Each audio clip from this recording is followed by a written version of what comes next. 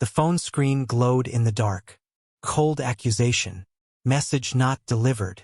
My thumb hovered over the send button again, as if sheer will would force the words through. Hey, just checking in. You okay? Blocked. My wife Ellie had blocked me. 3 days into her solo vacation, and I was a ghost in her world. The living room, bathed in the flicker of a muted TV, felt like a stranger's house.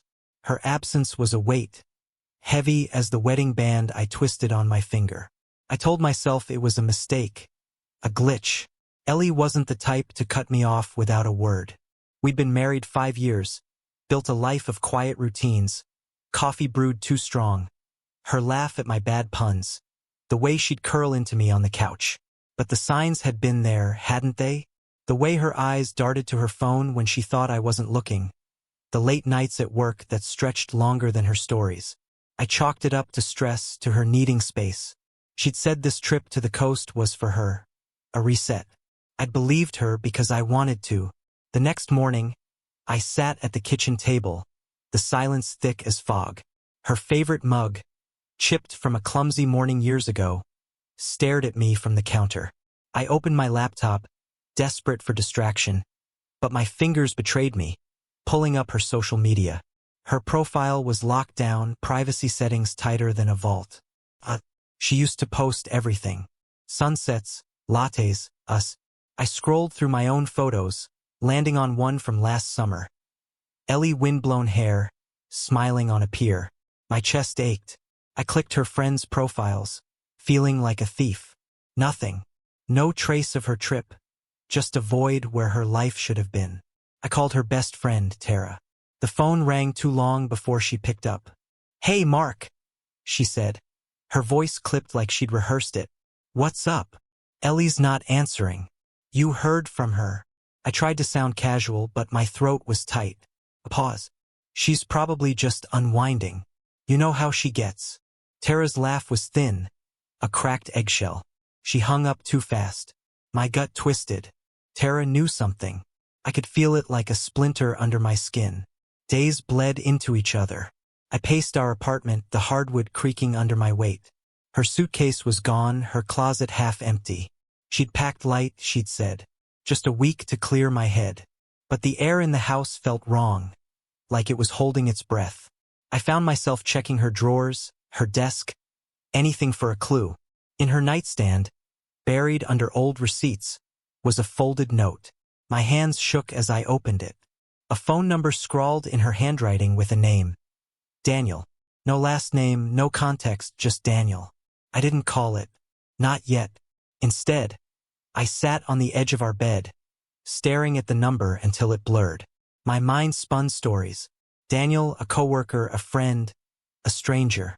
I remembered her mentioning a new colleague months ago, someone who'd made her laugh. I teased her about it and she'd brushed it off, her cheeks pink. I thought it was nothing. Now it felt like everything. On day 5, I broke. I dialed the number. A man's voice answered, low and warm. Hello. My mouth went dry. Is Ellie there? A beat. Who's this? His tone sharpened like he'd been caught. Her husband. The words felt like gravel. Silence stretched, then a click. He hung up. My pulse roared in my ears. I called again, straight to voicemail. I sank to the floor, the phone hot against my cheek. The room spun, her perfume lingering like a ghost. I drove to the coast that night. She'd mentioned staying at a small inn. The tide's rest. The road stretched endless, headlights cutting through the dark. My mind replayed every moment. Her distracted smiles. The way she'd stopped wearing her ring to wash dishes. I'd been blind, stitching excuses over the truth. The inn sign glowed faintly when I arrived at 2 a.m. The clerk, a tired woman with graying hair, frowned when I asked about Ellie. Checked out yesterday, she said. With a guy. Tall, dark hair. My knees buckled. I gripped the counter, the wood biting into my palms. You sure? She nodded, pity in her eyes. They looked close. I drove home in a daze, the ocean's roar fading behind me. Back in our apartment, I tore through her things again. Under the couch, I found her old phone. One she'd said was broken. Powered on. My hands shook as I opened her messages. Texts to Daniel. Hundreds of them. Can't wait to see you. He doesn't suspect anything. I love you. Each word was a blade, carving out the life I thought we had. Photos, too. Her laughing in his arms. A beach I didn't recognize. My vision blurred with tears, but I couldn't stop reading. The betrayal wasn't a moment. It was a life she'd built behind my back. I didn't sleep. I packed clothes, books, the guitar she bought me for my birthday. I left her mug on the counter, the chipped edge facing out like an accusation. I wrote a note, simple and final. I know about Daniel. I'm gone. I left my ring beside it, the metal cold against the wood. My heart screamed to stay, to confront her, to beg for answers. But I couldn't, not after seeing her truth laid bare. I moved to a friend's cabin upstate, a place we'd visited once. The woods were quiet, the kind of quiet that swallows you whole. I didn't check my phone for days.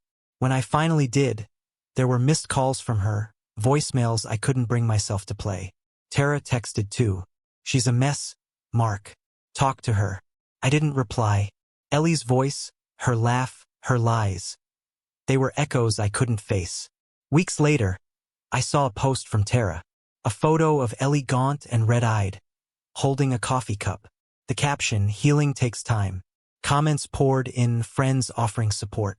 I scrolled numb until I saw her comment. I made a mistake. I lost everything. My chest tightened. Part of me wanted to run to her, to fix us. But the other part, the part that saw her texts, her secret life, knew there was no going back. I sold the guitar. I burned the note with Daniel's number. I rebuilt my life in pieces, each one sharper than the last.